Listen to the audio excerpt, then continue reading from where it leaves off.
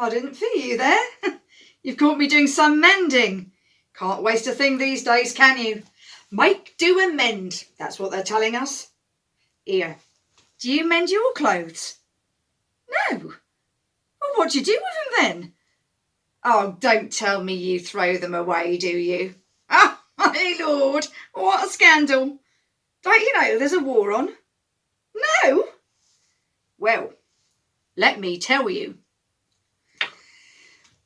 4 years ago, on the 1st of June 1941, they introduced clothes rationing. At first, they kept it a secret so silly people didn't panic buy and stockpile. I mean, who would do a thing like that anyway? And they did this because lots of material had become scarce. For example, stockings. Stockings were needed for parachutes. Wool and leather, well, that was needed for uniforms. And the government wanted to make sure everyone would be able to afford a reasonable supply of decent clothing and footwear, not just those with plenty of money to spend. Rationing, or fair shares, is the way to prevent a shortage without interfering with full war production, they announced. Everyone was included, even the king, who had to put away white tie and tails for the duration. Even fabric and knitting wool at a point's value. So you had to have the right amount of coupons and your ration book and the money. This ration book here would get you roughly one complete set of clothing per year. Now, a child's winter coat, that was 11 coupons, and for every new pair of socks you bought, you had to hand over one coupon. Boys wore shorts till they were around 13 years old anyway, and shorts only cost 3 coupons, and a pair of long trousers, well, they were 6.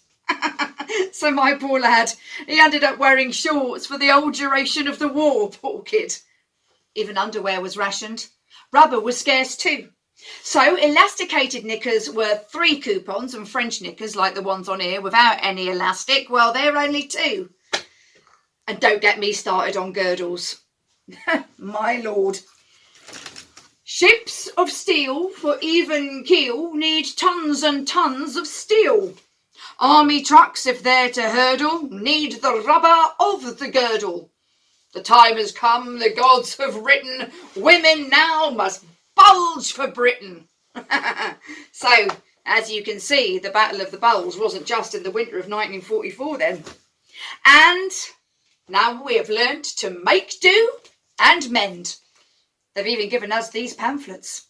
My new best friend is Mrs. So-and-so. She helps us stretch out resources with a little bit of ingenuity and needlework. The idea is to help us housewives by giving us tips on how to be both frugal and stylish in harsh times of rationing. There's plenty of thrifty design ideas and advice on reusing old clothing. We're taught how to make pretty decorative patches to cover holes in worn clothes and unpick jumpers to make them more chic and alternative, and turn men's clothes into women's.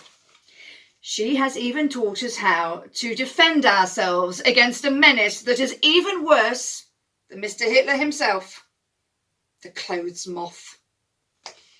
Mrs. So-and-so gives us advice on how to repair our clothes and household linen, how to take a scrap of fabric and turn it into new garments, or how to take 2 worn-out dresses and turn them into a new one. I've got 2 here. I was thinking of putting them together. What do you think? Did you know you can add layers of fabric as patches to children's shorts to stop them wearing out too quickly, just like this leaflet shows? Or you can remove and re-knit a worn-out sock heel. It's not always just about function, neither. There's instructions on how to make accessories out of unlikely materials, like brooches out of wire scraps to brighten up clothes that people are bored of wearing again and again and again. You can make underwear from parachute silk, you know. You can use tea towels or curtains to make dresses, old blankets to make coats, or you could boil down flour sacks to get dress fabric. You can cut down children's clothes. You can cut down adults' clothes to make children's clothes, I should say, and then you can turn the children's clothes into baby clothes. But now it's all over, I've got to admit I'm a little bit worried. My husband Joe's going to be coming back from the fighting soon, and he's going to find his wardrobe empty with nothing to wear because I've cut up all his suits and shirts and pyjamas into clothes for myself and the children. Oh dear, whatever will I do? Anyhow, now you know, waste not, want not. So, what are you going to do next time you get a hole in your socks? That's right, my dears, you're going to darn it using one of these. And you rip a hole in your shirt, that's right, you will get a needle and you will mend it. Never forget, when times are tough and there's nothing new to be had, listen to Mrs. So-and-so. Make do and mend.